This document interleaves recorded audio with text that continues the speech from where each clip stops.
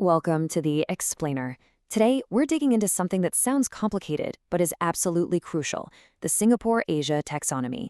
Basically, it's a new rulebook trying to answer a huge question: what actually counts as a green investment? And believe me, getting that answer right could change everything. So let's just jump right in with the big multi-trillion-dollar question. We all know a massive amount of money is needed to fight climate change. But with everyone from banks to big companies wanting to look good, how do you, or anyone for that matter, tell if an investment that's labeled green is the real deal or just clever marketing? All right, here's how we're going to break it down. First, we'll look at the greenwashing problem, especially in Asia. Then we'll introduce the rulebook designed to fix it and its really cool traffic light system. We'll see how it grades tough industries, and finally, we'll talk about the main goal, putting all that capital to work for a better future. Okay, first things first, we have to talk about the urgent why, because to really get why this new rulebook is such a big deal, you have to understand the massive climate challenge that Asia is facing right now. And this really puts it in perspective. The World Meteorological Organization has pointed out that while climate change is a global problem, it's hitting Asia especially hard. You've got most of the world's population living in a region that's warming up faster than average. So the stakes for getting climate action right here are incredibly high. So here's the dilemma. You need to get a ton of money flowing into green projects, right? But at the same time, you have to make absolutely sure that money is going to things that actually help and not just lining the pockets of projects that are green in name only. That's the core challenge. And this is exactly where the Singapore-Asia taxonomy comes into play. It was created specifically to tackle this problem head-on. So what is it? Honestly, the best way to think about it is as a dictionary for green finance. It's a super detailed, science-based guide that lays out exactly what can be called green or a transition activity. The whole point is to create one common language that everyone, banks, companies, investors, can use so we can all trust the labels we see. And what makes it so solid are these three core ideas. First, it's all based on hard science, aiming for that crucial 1.5 degrees Celsius climate target. Second, it's built to play nice with other rulebooks around the world, like the ones in Europe. And this is key, it's not a mandatory law. It's a voluntary guide meant to help and direct money, not force it. So how do you take all that science and make it, usable? Well, this is where it gets really interesting. They've built a system that's incredibly simple to understand. It's a traffic light system. Green is the gold standard, obviously. Think solar panels or wind farms, things that are already aligned with a safe climate future.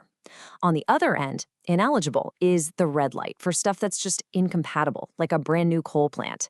But the real genius here is the amber category. This is for activities that aren't perfectly green yet, but are on a clear, credible path to get there. This is a game changer for economies that can't just flip a switch overnight. And you don't just get a green or amber sticker for showing up. No way. You have to pass a really tough 5-step test.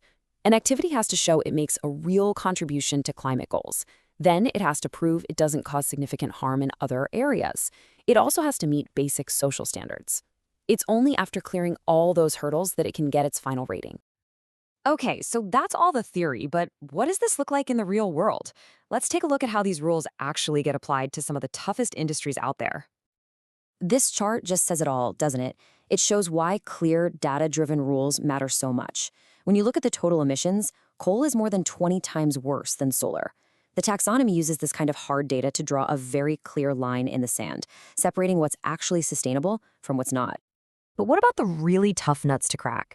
The taxonomy doesn't ignore them. It dives right into the hard-to-abate sectors. Think heavy industries like steel or cement. These are the engines of our economies, but they're also huge emitters. So what do you do with them?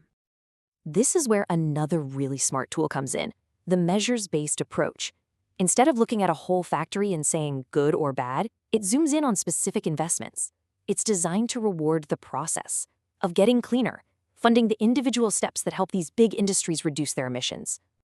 And here's a perfect example. A traditional steel plant with a giant blast furnace could never be labeled green. But an investment to upgrade that furnace to cut its fossil fuel use, that specific project can earn an amber rating. It's a super practical way to finance real-world decarbonization, one improvement at a time. All right, so let's zoom out for the big finish. We've got the rulebook, we've got the system. Why does this all matter? What does it actually do for the flow of money? Well, because now you can get a crystal clear picture of a company's business. An investor can look at this and see, okay, company A makes 35% of its money from green activities and another 10% from amber transition projects. Suddenly, you can make much, much smarter decisions about where your money is going. This kind of transparency is a total game changer. And this simple idea creates a powerful chain reaction. Banks can use it to build green loans they can stand behind. Companies get a clear roadmap for how to attract investment. And regulators can finally police the market for greenwashing. Suddenly, everyone is speaking the same language and playing by the same rules. Because in the end, that's what this is all about. It's about providing clarity and building confidence. By creating a trusted definition of what green and transition really mean, the taxonomy is designed to make sure those trillions of dollars go where they're needed most, funding a real, orderly, and science-backed path to net zero. And that leaves us with the big question for the future. We now have this incredible tool, this common language to guide one of the biggest economic shifts in human history. The playbook is written. The only question now is, can we use it to move fast enough?